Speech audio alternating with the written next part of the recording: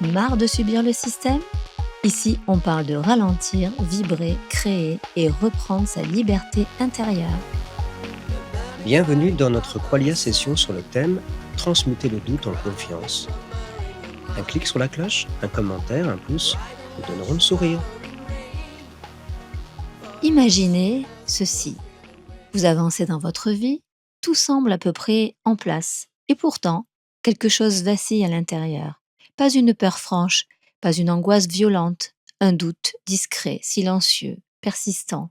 Le doute n'est pas toujours un cri, souvent c'est un murmure. Et aujourd'hui, nous ne sommes pas ici pour vous dire comment éliminer le doute, mais comment le transmuter. Car le doute n'est pas l'ennemi de la confiance. Il en est souvent la porte d'entrée. D'où vient le doute ? Dans la tradition occidentale, le doute est central. Chez Socrate, il est même fondateur. Tout ce que je sais, c'est que je ne sais rien. Le doute ici n'est pas une faiblesse, il est un acte de lucidité et d'humilité. Avec René Descartes, le doute devient méthodique. On doute de tout, jusqu'à découvrir un point central. Je pense, donc je suis. Le doute sert à retirer les illusions pour révéler un socle, et ce socle est bien présent en nous. Chez Kant, le doute est critique, non destructeur. Il ne vise pas à tout suspendre, mais à délimiter les pouvoirs de la raison pour éviter ses excès quand elle prétend connaître Dieu, l'âme, le monde comme totalité. On ne connaît pas les choses telles qu'elles sont en elles-mêmes, mais telles qu'elles nous apparaissent, filtrées par nos capacités sensorielles et cognitives. Inspirons-nous de la philosophie des enseignements védiques pour mieux comprendre ce processus. Dans les Upanishads, textes philosophiques védiques de l'Inde ancienne, du 8e au 3e siècle avant Jésus-Christ, on explore la nature de soi, la conscience et la réalité ultime.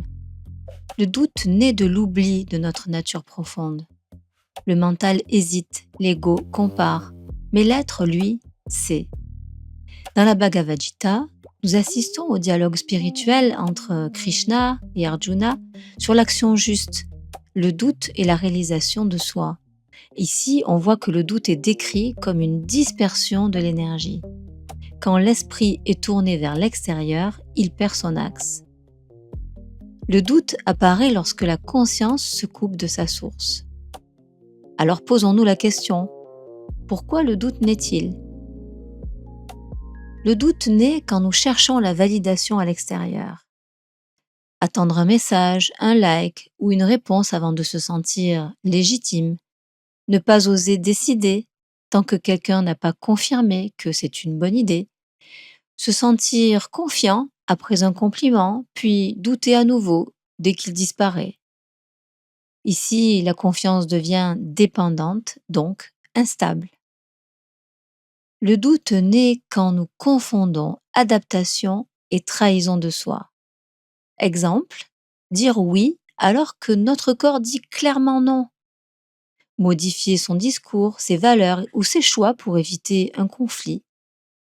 Rester dans une situation inconfortable parce qu'il faut s'adapter, en s'éteignant peu à peu. Ici, on s'adapte au monde, mais on se désaligne de soi. Le doute naît également quand nous avons oublié notre axe intérieur. Exemple, se sentir perdu dès que les repères extérieurs changent. Votre travail, vos relations, le contexte. Avoir besoin d'être occupé en permanence pour ne pas ressentir le vide. Ou passer d'un avis à l'autre selon la dernière information entendue. Sans axe intérieur, chaque vent devient une tempête. Le doute n'est pas une erreur, il est un signal, une porte vers la confiance. Il existe pour nous indiquer qu'il est temps de revenir à l'endroit où la confiance ne dépend plus de ce qui bouge, mais de ce qui demeure à l'intérieur.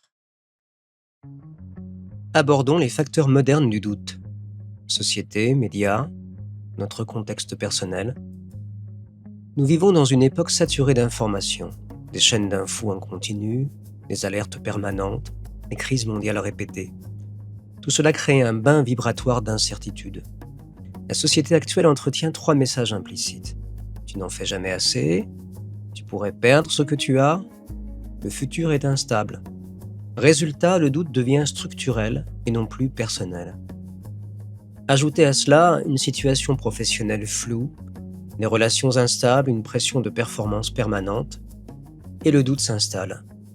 Non pas parce que vous êtes faible, mais parce que vous êtes sensible. Le doute est souvent perçu comme une faiblesse ou un obstacle à la décision. Pourtant, il joue un rôle central aussi bien en philosophie qu'en psychologie. Peut-on dire que le doute est un frein pathologique ou un mécanisme psychologique nécessaire? Nous allons voir qu'il est un phénomène psychologique normal, avant de devenir problématique dans certaines conditions. Voyons ce qui se passe cognitivement quand on doute. Le doute n'est pas une pensée isolée, c'est un état cognitif global. Quand on doute, notre cerveau cherche une certitude absolue avant d'agir. Il compare des options en boucle, il anticipe des scénarios négatifs, il tente de prédire l'avenir. Le cerveau fonctionne alors comme s'il devait éliminer tout risque avant de passer à l'action. On utilise le raisonnement conditionnel. Et si je faisais ci, au cas où, qu'est-ce qu'il se passerait? On est plus dans la tête que dans le vécu. On cherche une réponse mentale à une question qui est souvent existentielle ou incarnée. Or, certaines décisions ne peuvent pas être résolues mentalement. Cognitivement, le doute est lié à une intolérance à l'incertitude. Le cerveau interprète l'incertitude comme un danger potentiel. Il ralentit la décision, bloque l'action, maintient une vigilance excessive. Ce n'est pas que l'on ne sait pas, c'est que notre cerveau exige une sécurité impossible. Que se passe-t-il cognitivement quand la confiance revient? La confiance n'est pas l'absence de doute, c'est un changement de mode de fonctionnement cognitif. Le cerveau passe du contrôle à l'orientation. Il ne cherche plus à tout prévoir. Il cherche une direction juste, pas une certitude parfaite. On passe de est-ce que je suis sûr à 100% à est-ce que ça fait sens pour moi maintenant? Le mental se synchronise avec le corps. La pensée, les sensations corporelles, le ressenti émotionnel vont dans la même direction. Cognitivement, il y a moins de rumination, plus de clarté, des décisions plus simples. Le cerveau n'est plus seul aux commandes. Il coopère avec l'intelligence du corps. Quand la confiance est là, l'incertitude devient supportable. Le cerveau accepte qu'on ne sache pas tout. La sécurité ne vient plus de la prévision, mais de la capacité à faire face. Observons le doute comme mécanisme psychologique normal. D'un point de vue psychologique, le doute est un état d'incertitude cognitive qui apparaît lorsqu'on hésite entre plusieurs options ou interprétations. On apprend avec lui la prudence, l'esprit critique, on évite les décisions impulsives. Voici une idée clé. Sans doute, il n'y aurait ni réflexion, ni responsabilité. Quand le doute devient excessif ou pathologique, il devient aussi problématique. Il est permanent, empêche l'action, s'accompagne d'angoisse ou de rumination. Exemple, une personne qui a des TOC. Le sujet doute sans cesse. Ai-je bien fermé la porte? Malgré des vérifications répétées, le doute ne disparaît jamais. Les psychologues parlent alors d'intolérance à l'incertitude. Le sujet exige une certitude absolue, impossible à atteindre. Conséquence, le doute n'aide plus à décider, mais il paralyse. Voyons différentes approches psychologiques du doute. Les thérapies comportementales cognitives, où le doute est décrit comme un problème de croyance irrationnelle. Je dois être sûr à 100%. De ce point de vue, l'objectif est d'apprendre à agir malgré l'incertitude. Pour la psychanalyse, le doute révèle souvent un conflit inconscient. Il peut servir à éviter un choix difficile ou une responsabilité. Par exemple, une personne hésite depuis des mois à changer de travail. Elle doute sans cesse. Est-ce vraiment le bon moment? Et si je me trompais? En apparence, le doute porte sur le poste ou la sécurité financière, mais inconsciemment, il peut masquer d'autres choses, comme la peur de décevoir un parent qui valorise la stabilité, ou la crainte d'assumer pleinement sa réussite. Pour la psychologie existentielle, le doute est inhérent à la liberté humaine. Choisir, c'est toujours accepter une part d'incertitude. Par exemple, Quelqu'un hésite à s'engager dans une relation amoureuse sincère. Il ressent une attirance réelle mais doute. Et si ce n'était pas la bonne personne? Et si je perdais ma liberté? Ici, le doute ne cache pas un conflit inconscient profond. Il naît du fait même que choisir, c'est renoncer. S'engager, c'est accepter de ne pas savoir si ça durera. Aimer, c'est accepter une vulnérabilité sans garantie. Le doute est inhérent à la liberté humaine. Il n'y a pas de choix authentique sans une part d'incertitude assumée. Le doute n'est pas une maladie, mais une condition de l'existence. On retrouve cette idée chez les philosophes comme Hume ou Kant, qui montrent que la certitude absolue est une illusion. Le véritable enjeu psychologique n'est donc pas de supprimer le doute, mais d'apprendre à vivre et agir avec lui. Afin de vous donner quelques repères, nous vous invitons à télécharger le tableau en PDF ci-dessous sur les qualia du doute et manifestations de la confiance sur les plans physiques, émotionnels, mental et spirituel. Ce document vous permettra d'identifier les sensations qui vous traversent pour avancer plus sereinement. Au sujet de la confiance, il est important d'avoir conscience qu'il existe un point immuable en soi, un lieu que le chaos du monde ne peut atteindre. Je doute tout le temps, même quand tout va bien. Et si le doute n'était pas un problème, mais un appel Un appel? Mais vers quoi? vers toi, vers l'endroit où tu n'as rien à prouver, Oh, mais j'ai l'impression de ne plus avoir de base et de ne plus rien savoir. alors il est temps de retourner aux racines. Bah oui, mais si je me trompe? Un arbre ne doute pas avant de pousser. Il pousse parce qu'il est enraciné. Cette phrase nous enseigne que la confiance immuable ne vient pas de la certitude du résultat, mais de la fidélité à la base. L'arbre ne se demande pas s'il y aura du vent, de la sécheresse ou des tempêtes. Il ne négocie pas avec l'avenir. Il s'appuie sur ce qui est déjà là, ses racines. Être enraciné pour l'être humain ne signifie pas tout contrôler. Cela demande au contraire de lâcher le besoin d'approbation extérieure, l'obsession de comprendre avant d'agir, la peur de ne pas être prêt, l'illusion que la sécurité vient de l'extérieur. L'arbre accepte une loi simple. Plus je descends profondément en moi, plus je peux m'élever sans me perdre. La confiance immuable naît quand nous cessons de chercher des garanties dans le futur et que nous revenons à un point intérieur non négociable. Je suis ici, incarné, je suis relié, je suis vivant. Alors l'action devient naturelle, la croissance devient inévitable. Et le doute, n'ayant plus de prise sur les racines, peut traverser les branches sans jamais déraciner l'être. Comment renforcer ses racines? Premièrement, revenir au corps. La racine passe par le vivant. Les racines ne sont pas mentales, elles se construisent par le corps. Concrètement, marcher lentement, en sentant le contact des pieds avec le sol, respirer profondément dans le bas-ventre, adopter une posture verticale et détendue. Chaque fois que tu reviens au corps, tu te dis intérieurement, je suis ici, maintenant. C'est la première nourriture des racines. Deuxièmement, soyons capables de simplifier. Les racines aiment le silence. Un arbre ne se renforce pas en multipliant les branches inutiles. Renforcer ses racines, c'est aussi réduire l'exposition aux informations anxiogènes, faire de l'espace intérieur, accepter de ne pas tout savoir, tout comprendre, tout anticiper. Le silence n'est pas un vide, c'est un terreau. Troisièmement, savoir dire non clairement. Chaque oui qui n'est pas aligné affaiblit nos racines. Chaque non juste les épaissit. Exemple. Refuser une situation qui va à l'encontre de tes valeurs. Poser une limite sans te justifier excessivement. Honorer ton rythme plutôt que celui qu'on t'impose.